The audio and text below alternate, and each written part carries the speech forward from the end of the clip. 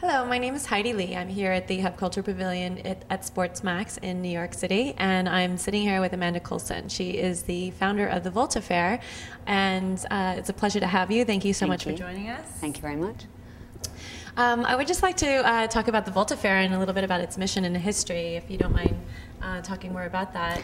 No, sure, it's a pleasure. I feel quite strongly about talking about our founding because we had a mission, really, and I think now there's been a lot of art fairs exploding around, and so one gets the sense that it's sort of all the satellite events are just there to sort of catch the overflow of what's generally happening. But when we founded Volta, and I'm one of the co-founders, it was founded by 3 galleries, one from Berlin, one from Frankfurt, and one from Chicago.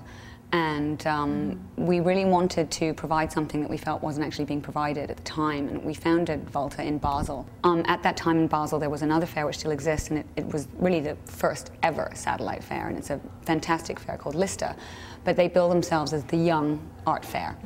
And perhaps it was because I was about to turn 40, but I thought, well, really? You know, is that the only 2 options? That there's either young, and they had an age limit. The gallery had to be under 5 years and the artist under 40.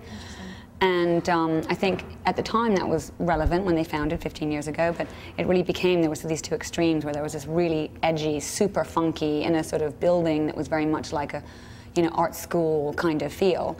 And then there was the super high-end blue chip. And we really wanted to do something in between that was a platform for galleries that were at a certain stage in their career. They weren't young anymore, and there's something to be said for a gallery that, as its mission statement, works with emerging artists of any age, because artists can be emerging when they're 50 or 60 even, and that have stayed in business 10 years, because there's no talent really in just opening a gallery and being open for 3 years.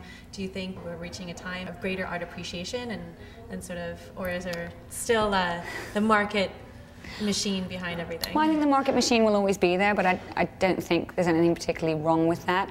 I think it's only a part of the art world, and I think we all have to accept that, you know, it's intersecting circles, and that we all need each other somehow. I mean, exactly, and I think you know, everyone's got their niche, and the one feeds off the other. So I do hear people say, oh yeah, no, that dealer, like, he's just in it for the money, and maybe they exist, but believe me, I know a lot of dealers, and they start out doing it for passion. They work incredibly hard, and you know, oh, you know, you used to be a critic and now you're an art fair director, and you know, I think really we all need each other, and there's a certain, I think if we all have respect for one another and try to, you know, help the other one, then it all works just fine. I think it would be just incredibly depressing if the art world was only art fairs and people only experienced art through art fairs. Right. You know, or only museums. I mean, there's public art, museums, art fairs, galleries. We need it all, and I think, yes, I think art appreciation is growing. If there's a city that you foresee the Volta opening up in the future, what city or cities do you think that they will be?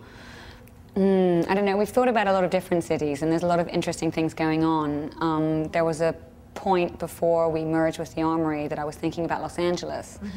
Yeah, there's a lot going on there that's very interesting, but I'm not sure. They have now a good art fair there in January, so I'm not really sure if that's right now. You know, and of course then the economy changed everything. I think Asia is incredibly interesting. Maybe not right now, but possibly in several years when they've had time to sort of possibly catch up to what I'm interested in, because I think right now they're interested in known things from the West, and they're kind of going through their very sped up history that we've gone through since the 60s to now. Right. So possibly in several years, perhaps somewhere in Asia might be interesting. Go west, you know, and go far west. Exactly. Thank you, Coulson. I'm Heidi Lee at the HubCulturePavilion at SportsMax in New York City.